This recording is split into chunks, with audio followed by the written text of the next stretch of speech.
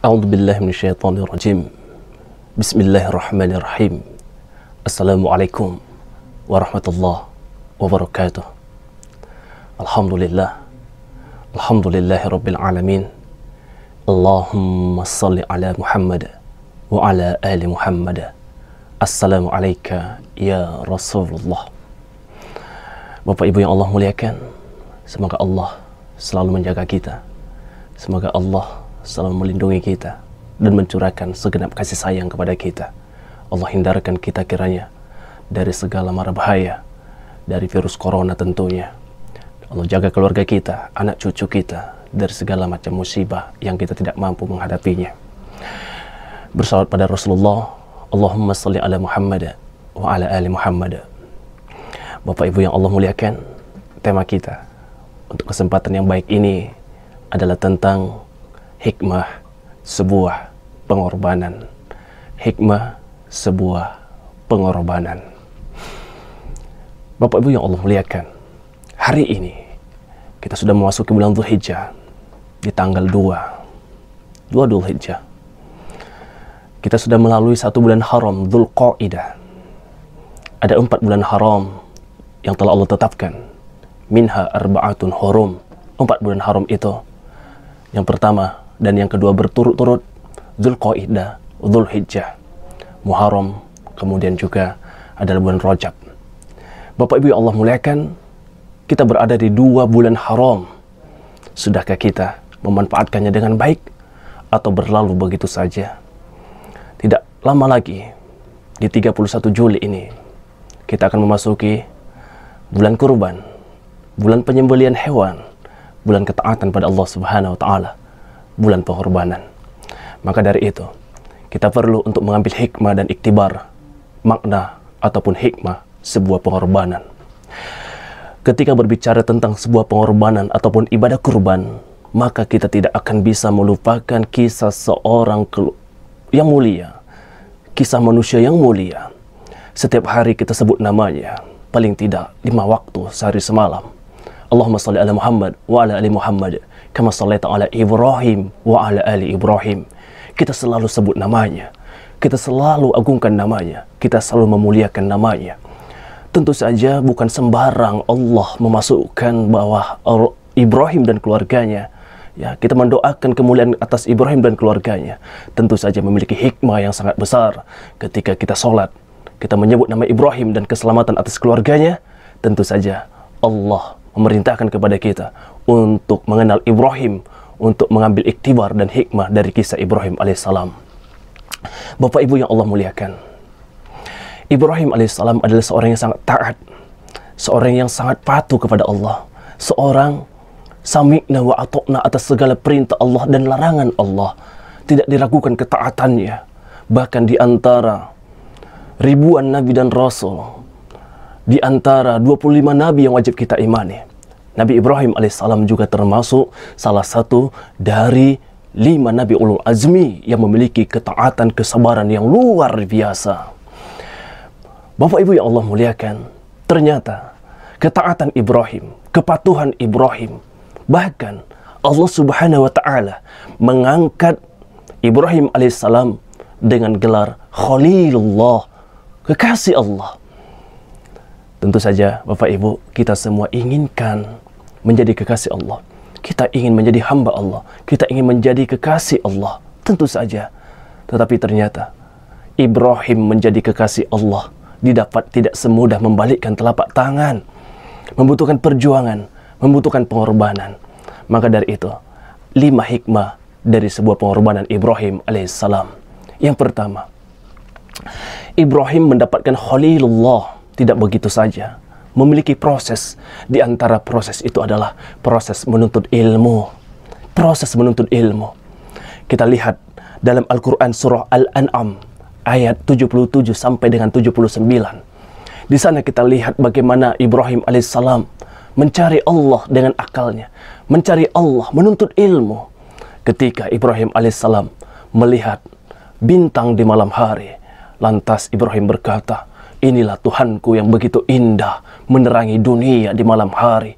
Tapi ketika bintang-bintang itu tenggelam dan tidak tampak wujudnya, maka Ibrahim berkata, tidak mungkin Tuhanku hilang. Lantas Ibrahim alaihissalam pun melihat sebuah bulan yang terang. Ini adalah Tuhanku, terang, besar, menerangi gelap gulita yang sangat gelap. Ketika bulan itu tenggelam, maka Ibrahim berkata, ini bukan Tuhanku.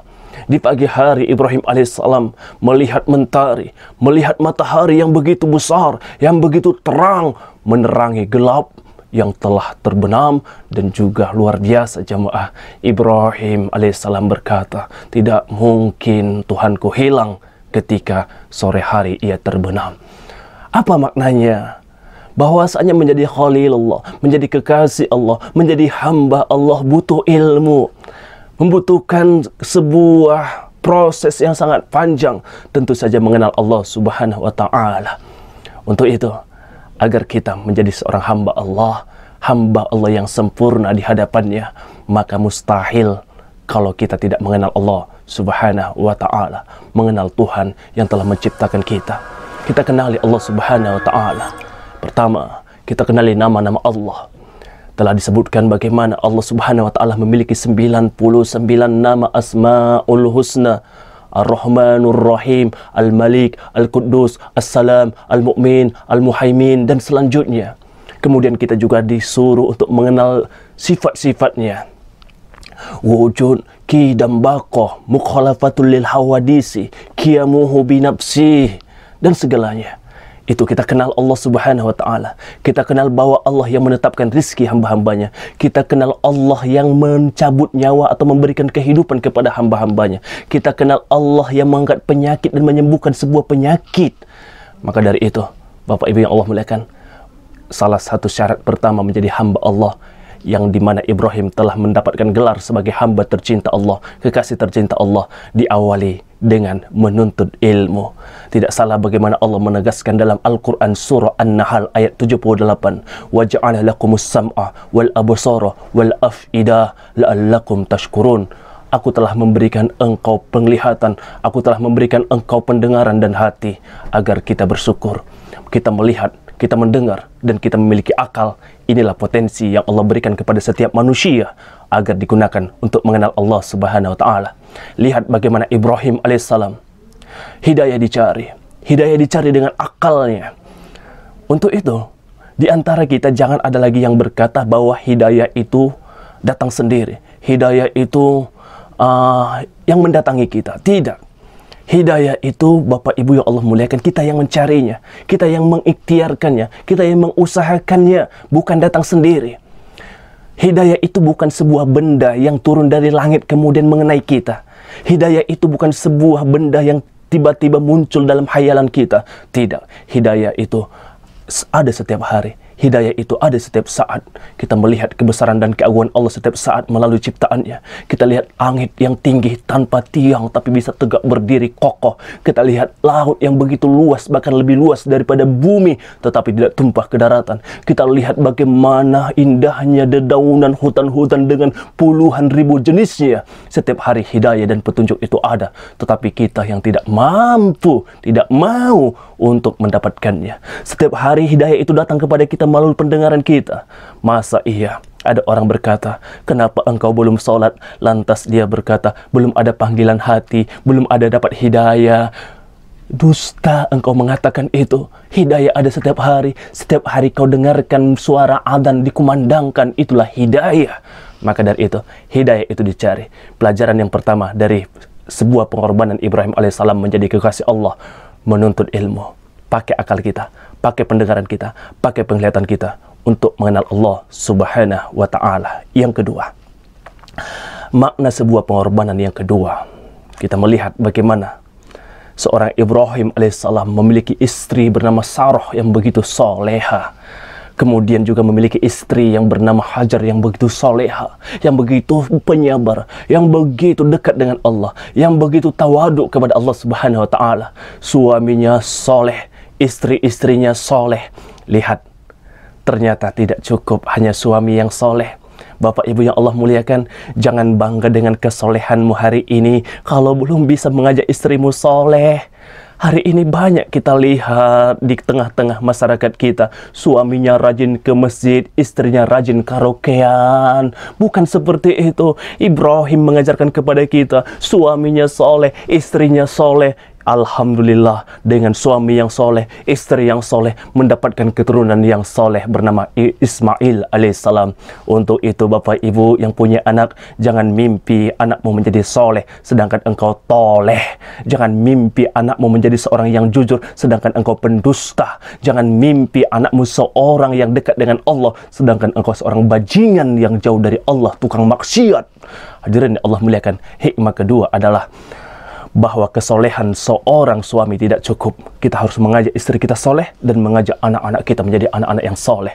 Perintah Allah Subhanahu wa taala dalam Al-Qur'an surah At-Tahrim ayat yang ke-6, ya ayyuhalladzina amanu qu anfusakum wa ahlikum nara. Hindarkan dirimu, hindarkan keluargamu dari siksa api neraka. Ibrahim telah menunjukkan pelajaran yang luar biasa kepada kita.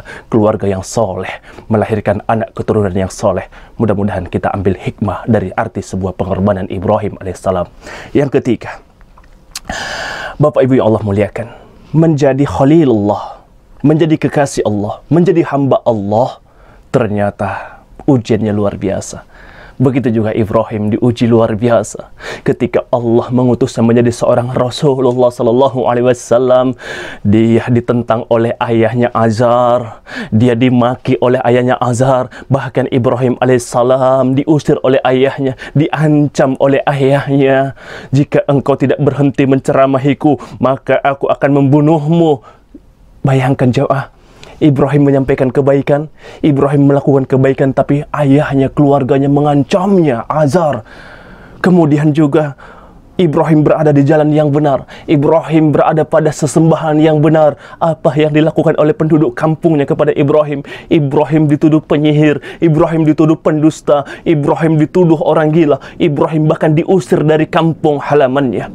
Bahkan pada endingnya Ibrahim alaihissalam difitnah, Ibrahim alaihissalam dituduh sebagai seorang radikal yang berbahaya untuk negara, sehingga Raja Namrud laknatullah alaih membakar Nabi Ibrahim alaihissalam. Artinya apa? Sebuah pengorbanan Ibrahim, sebuah cobaan yang luar biasa dari Allah kepada Ibrahim. Itulah menjadi hamba Allah. Ketika kita mengaku sebagai hamba Allah, siap-siap kita untuk diuji. Sebagaimana Allah Subhanahu wa taala menjelaskan dalam Al-Qur'an, jangan kau ngaku-ngaku beriman, jangan kau mengaku sebagai orang beriman sebelum aku uji. Walanabluwakum bisyai'in minal khauf wal ju' wa naqsin minal amwal wal anfusi was samarat wa basyiris sabirin. Mudah-mudahan dengan ujian itu Ibrahim menunjukkan bahwa Ibrahim adalah orang yang sabar. Artinya apa? Kita juga ketika kita melakukan kebaikan, siap-siap mendapatkan ujian dari Allah Subhanahu wa taala. Tujuan dari ujian itu, apakah kita istiqomah atau tidak dengan kebaikan itu. Dulu ketika belum ke masjid, hidup kita bahagia, hidup kita senang-senang saja, rezekinya cukup. Tapi ketika ke masjid, mulai datang ujian, mulai datang terpaan. Datang ke masjid, sendal hilang, diuji kita. Malaslah ke masjid, baru pertama ke masjid, sendal hilang pula. Itu ujian. Ketika kita melakukan kebaikan, ketika kita hijrah dari keburukan menuju kebaikan, akan banyak ujian yang akan Allah datangkan kepada kita untuk menguji apakah kita istiqomah atau tidak. Ingat, al-istiqomah khairum min alfi karamah. Satu istiqomah lebih utama daripada beribu-ribu karamah. Untuk itu, wahai para orang-orang yang berhijrah, kita semua, mari kita istiqomah. Ketika kita di jalan Allah, maka ujian akan semakin banyak Allah datangkan kepada kita. Yang keempat, hikmah dari sebuah pengorbanan. Ketika nanti kita Idul Adha di tanggal 10 Dzulhijjah, maka kita disunahkan untuk bertakbir banyak-banyak. Bahkan bertakbir di hari raya Idul Adha itu lebih utama. Bahkan ada 4 hari kita untuk bertakbir.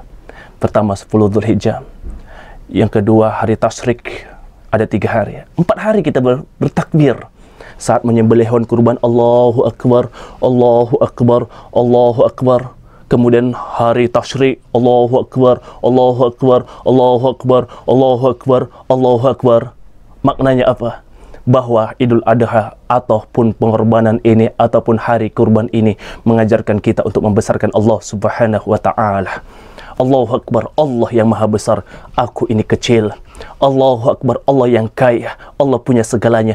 Aku ini miskin, harta yang aku miliki bukan punyaku, tapi milik Allah. Mobil yang aku punya bukan milikku, tapi titipan Allah. Rumah mewah yang aku miliki, yang aku bangga-banggakan hari ini bukanlah milikku, tapi titipan Allah. Saatnya lah di bulan kurban ini kita mencoba memuhasabah diri kita untuk mengecilkan diri kita, untuk merendahkan diri kita di hadapan Allah yang maha besar, di hadapan Allah yang maha segalanya. Adapun yang terakhir, hikmah sebuah pengorbanan yang terakhir, Bapak Ibu yang dimuliakan Allah Subhanahu wa Ta'ala, bahwa Allah Subhanahu wa Ta'ala berfirman dalam Al-Quran surah Ali Imran 92, lan tanalur birra hatta tunfiku, tidak sempurna ketaatanmu sebelum engkau mimma tuhibbun, sebelum engkau mengimpakkan, mengeluarkan ataupun menyerahkan sesuatu yang paling berharga dalam hidupmu. Bapak Ibu, apa yang paling engkau cintai? Harta, uang, pakaian, mobil? Pertanyaan berikutnya, apa harta yang paling kau senang, yang paling kau cintai, yang sudah pernah engkau berikan kepada orang lain? Apa harta milikmu, sesuatu yang paling kau cintai, yang telah engkau pernah berikan kepada orang yang membutuhkan? Allah Subhanahu wa Ta'ala menjelaskan bahwa la tanalul birru hatta tunfiku, tidak sempurna ketaatanmu sebelum engkau menginfakkan, mengeluarkan sesuatu yang paling engkau cintai. Ibrahim alaihissalam membuktikan bahwa manusia yang paling dia cintai, makhluk yang paling dia cintai adalah Ismail, anaknya. Bagaimana tidak besar cinta Ibrahim kepada Ismail. Puluhan tahun menantikan seorang anak, 80 tahun menikah dengan istrinya, tak kunjung diberikan karunia anak. Ditunggu-tunggu puluhan tahun, setiap hari berdoa, Rabbi habli minas solihin. Setelah anak puluhan tahun itu datang, Allah anugerahkan, disuruh untuk disembelih oleh Allah Subhanahu wa Ta'ala. Ya bunayya, wahai anakku sayang, inni ara fil manam, sesungguhnya aku bermimpi bahwa aku menyembelihmu. Bagaimana pendapatmu wahai anakku tentang mimpiku itu? Fanzur madza tara. Kemudian anak yang soleh bernama Ismail alaihissalam berkata, ya abatif al-ma tu'mar, satajiduni insyaallahu minas sabirin. Hadirin Allah muliakan, Ibrahim, harta yang paling berharga dalam hidupnya, seseorang yang paling berharga dalam hidupnya adalah anaknya Ismail. Tapi ketika Allah meminta anaknya Ismail, meminta sesuatu yang paling Allah dicintainya, maka tidak pikir panjang, dia menyerahkan anaknya kepada Allah Subhanahu wa Ta'ala. Artinya apa? Ini mengajarkan kita agar kita betul-betul menyerahkan sesuatu yang kita cintai kepada Allah Subhanahu wa Ta'ala. Tapi ternyata apa yang terjadi? Bukannya kita mengorbankan sesuatu yang kita cintai untuk Allah, malah kita yang mengorbankan Allah karena sesuatu yang kita cintai. Tidak sedikit saking cintanya pada anak, lupa sholat. Tidak sedikit dari kita saking sibuk bermain dengan anak, tinggal sholat. Tidak sedikit sibuk mencari harta yang paling kita suka, harta yang paling kita cinta, gara-gara bekerja di kantor, bekerja di kebun, bekerja di laut, bekerja di hutan, bekerja menjadi bangunan, bekerja menjadi seorang direktur, bekerja menjadi seorang perawat, bekerja sebagai seorang dokter, sampai lupa Allah. Ini apa? Ibrahim menunjukkan kepada kita, dia korbankan sesuatu yang paling dia cintai untuk Allah, tapi kita mengorbankan Allah karena sesuatu yang kita cintai. Na'udzubillah, thumma na'udzubillah. Mudah-mudahan 5 makna sebuah pengorbanan ini dapat memberikan iktibar kepada kita untuk memperbaiki diri kita, ketaatan kita. Mudah-mudahan kita menjadi kekasih tercinta Allah, menjadi hamba Allah Subhanahu wa Ta'ala. Amin ya Rabbal Alamin. Itu saja yang dapat kita sampaikan. Mohon maaf banyak salah, banyak kurang, banyak hilap. Mudah-mudahan manfaat. Billahi taufik. Assalamualaikum warahmatullahi wabarakatuh.